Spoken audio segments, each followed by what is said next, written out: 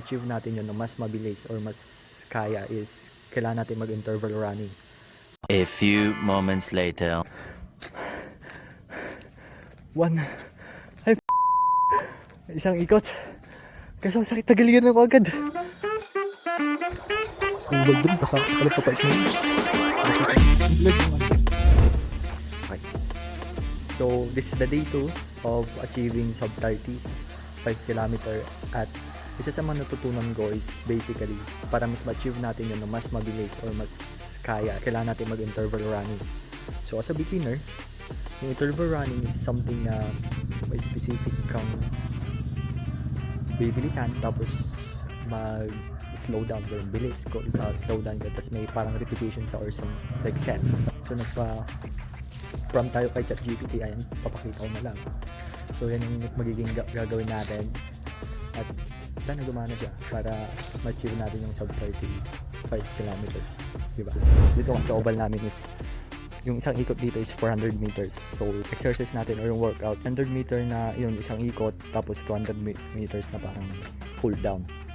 So, kalahati. So, tapos, i-repeat lang natin siya ng 6 times.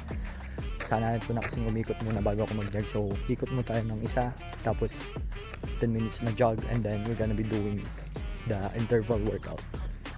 Sana ma-achieve natin. Let's go. Okay, so done na tayo sa 10 minutes na jog. And then, dito simulan na natin. 1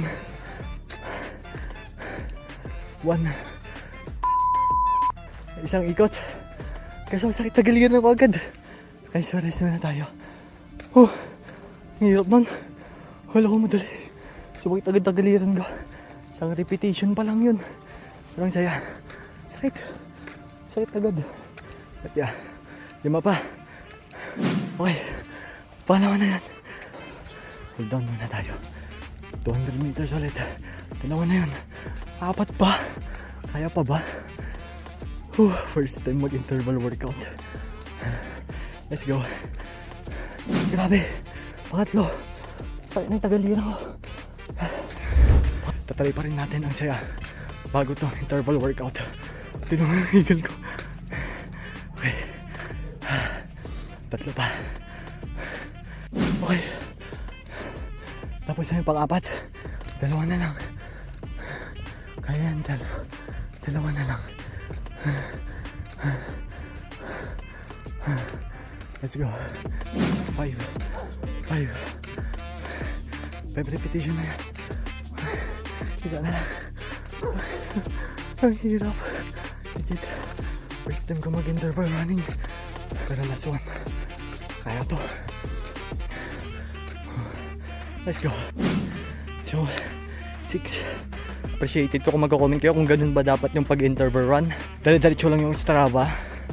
Kasi wala akong watch na pang collect talaga nung time.